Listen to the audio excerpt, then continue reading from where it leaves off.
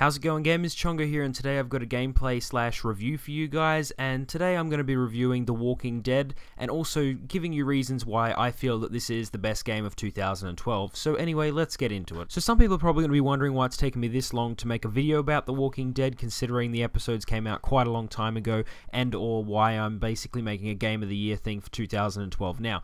Now the whole point is I really like this game, but originally back in the beginning I played episode 1 and episode 2 as they were released. However, I couldn't play episode 3 because my saves were corrupted, and if you have played The Walking Dead or you know anything about it, you know it's all about the choices that you make. So then and there I decided, well, I'm going to try and get my save working, because what's the point of going and starting a new episode, so episode 3 for example, if all my saves hadn't counted, it would just be random choices that I made. So that's the only really bad thing I can find with The Walking Dead, is it's kind of hard when swapping saves from another system. That's something they could probably implement in further things when they release Season 2. And yeah, that's pretty much it for the negatives of the game. So now to get into what I really like about this game. Now, the number one thing is obviously that it's got an amazing storyline. Everything that's been said about this game is definitely the narrative, the dialogue, the storyline. That's what pretty much is this game. Now, it doesn't really have too many gameplay aspects, since the majority of it is just point and click. There, however, does come some more gameplay and shooting towards the end of the episodes.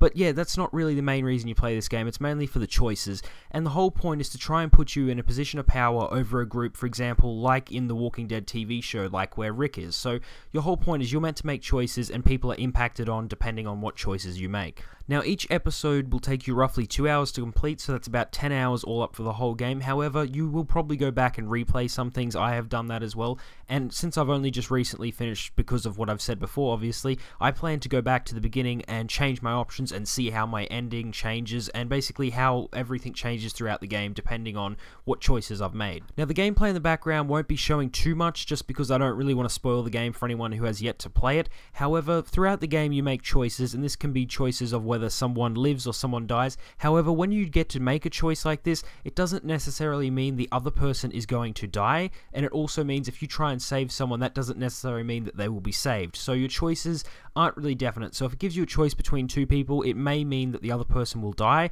or it may mean the person you tried to save is still going to die anyway. So it's a very interesting system, and it's not really going to tell you exactly if someone's going to die at all times, so you need to be pretty much on your toes and make choices like that. So if you make one wrong choice, someone may no longer be in your game. So as I said before, the choices is basically how you play the game, and due to this, the game replayability is really high. So even though the game is only 10 hours if you add up all the episodes, it can be longer if you get stuck at certain parts obviously, but for the most part it's roughly 10 hours. That could easily be translated into 15 or 20 just because you go back and replay episodes and just change it and see how your storyline would differ because of these changes. Now, what's really good about the Walking Dead game is towards the beginning of the game it won't give you too many really hard choices. It'll give you a couple, and it'll pretty much explain how they play out. Towards the end of the game, so episodes 3, 4, and 5, that's when the choices are really hard, and it'll come to the point where your choices will make a direct impact to the group, and it will be something that is really hard to make, and there'll be choices where you have to stop and think about it, even though you don't really have much time to do so. Now, I'm giving this game Game of the Year for 2012 just simply because,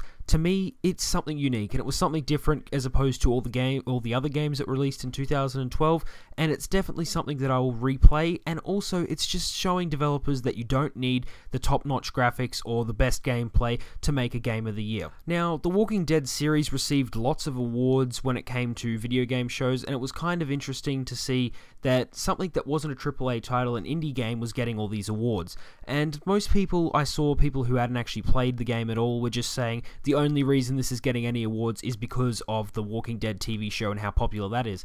And I can directly say no, that is not the reason that this game is getting awards. It may have been the reason the game got so much attention, but it's definitely not the reason that this game received so many awards and Game of the Year nominations and all this. It's just simply because of how good the game is. And because of how popular The Walking Dead has been, the Telltale Games have said that they're going to make a Season 2. They haven't said when it's coming out, so it may not be coming out this year. It may be coming out in 2014, but I hope it does come out towards the end of this year, because that would be really awesome. And basically, if you haven't picked up this game yet or haven't given it a go, I would definitely recommend it.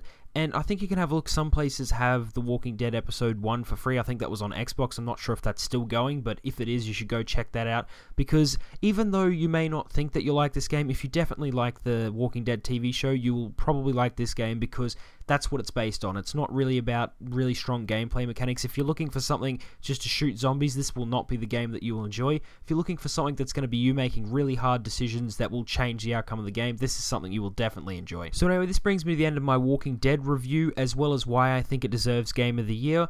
And if you liked it, give it a like. And if you've got any comments about, obviously, what your Game of the Year was for 2012, put that below. Or anything about the Walking Dead game series, put that below as well. And if you want to join the Gamerhood, just subscribe. Anyway, I'll see you guys next time.